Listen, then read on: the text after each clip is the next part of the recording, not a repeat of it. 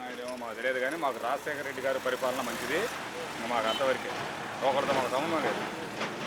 Sir ఇప్పుడు మీరు రాజశేఖర రెడ్డి గారి పరిపాలన మంచిది అంటున్నారు. అప్పట్లో చంద్రబాబు నాయుడు గారు కూడా ప్రతిపక్ష నేతగా ఉన్నారు రాజశేఖర రెడ్డి గారికి. మరి ఆయన అప్పటి నుంచే ఇలా చెప్పిన హామీలన్నీ నెరవేరుస్తూ వచ్చారా? ఏం మరి అవన్నీ ఆయనకే తెలియాలి, మాకేం తెలిసింది. మోటోళ్ళం మేము. రాజశేఖర రెడ్డి గారు మంచి పథకాలు పెట్టిండు, మా పిల్లలు చదువుకొని మంచి ఇంజనీర్లు అయ్యారు. ఆయన ఒక్కడే దేవుడు. మంచి పరిపాలనకు రాజశేఖర రెడ్డి గారే అంతే. మరి రాజశేఖర రెడ్డి గారి పేరు నిలిపిన వ్యక్తి జగన్మోహన్ రెడ్డి గారు అనుకోవచ్చా ఒక రకంగా? ఏం మరి అంత మాకు కూడా అంత జగన్ గురించి చెప్పాల్సిన అవసరం కూడా లేదు. రాజన్నే అంతే. మరి లేడుగా ఆయన భూమి మీద ఇంకెందుకు. అంటే ఇప్పుడు బాబు గారు ఉన్నారు కదండి, బాబు గారు సూపర్ 6 అని చెప్పారు. బాబు గారి గురించి మాకు సంబంధం లేదు. ఎందుకంటే బాబు గారి పథకాలు ఎవరికి ఎత్తండో ఏం చేస్తుండో అవి మనకి సంబంధం లేని విషయాలు. మాకు ఇష్టం లేనప్పుడు మరి బాబు గారి గురించి మేము అనకూడదు. అది ఆయన ఇష్టం, ఆయన పరిపాలన ఇచ్చింది, ఆయన పరిపాలించుకుంటుండు. అంటే మనకి ముఖ్యమంత్రి చంద్రబాబు నాయుడు గారే కదా. మన ఇంట్లో చదువుకునే పిల్లలు ఏమైనా ఉన్నారండి మీ ఇంట్లో?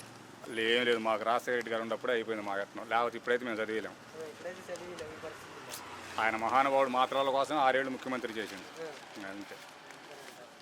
సార్ మరి ఏంటండి, మరి నా మహిళలు ఉంటారు కదా ఇంట్లో, 18 సంవత్సరాలు నిండిన వాళ్ళు, 60 సంవత్సరాల లోపు వాళ్ళకి నెలకు 1500 ఇస్తానన్నారు. ఆయన ఇష్టం, అదే ముఖ్యమంత్రి గారు కాబట్టి ఇస్తే ఇవ్వచ్చు. వస్తున్నాయా? నాకు సంబంధం లేదు, మేము తీసుకోము, మాకు రావు పథకాలు.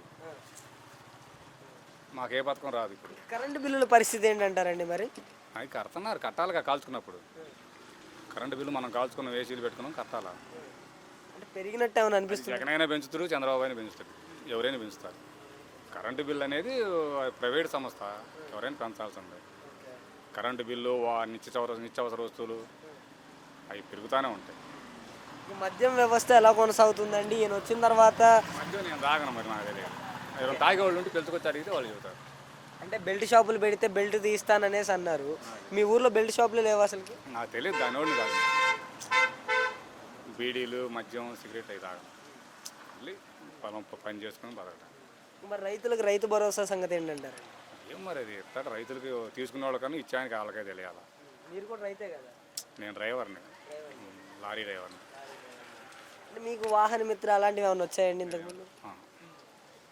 ఈయన వచ్చిన తర్వాత అయితే మరి మీకు ఏమన్నా ఎక్కడైనా కొంచెం పథకాలు అమలు అవుతున్నట్టు ఏమన్నా ప్రస్తావన వచ్చిందా? మీకు తెలుస్తూనే ఉంటుంది. వేసిండుగా అమ్మఒడి, ఏదో పిల్లలకి వేసిండు. కొంతమంది పిల్లలకు పడ్డాయి, కొంతమందికి పడలేదు. దానికి మాకు సంబంధం లేదు.